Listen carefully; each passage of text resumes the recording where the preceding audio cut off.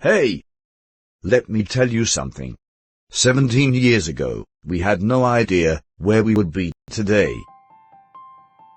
From the first fully autonomous humanoid, biped robot in Europe, to the first robot civil servant in Dubai, to where we are today, with our robots working globally.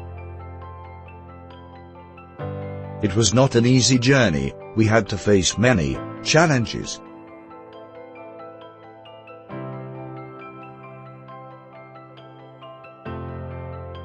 But thanks to those opportunities, we could grow and succeed.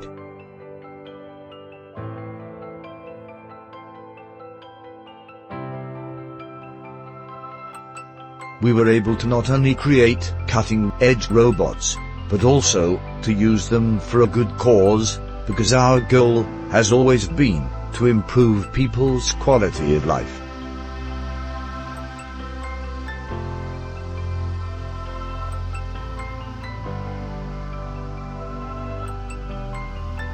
Looking at how far we have come, there's only one question.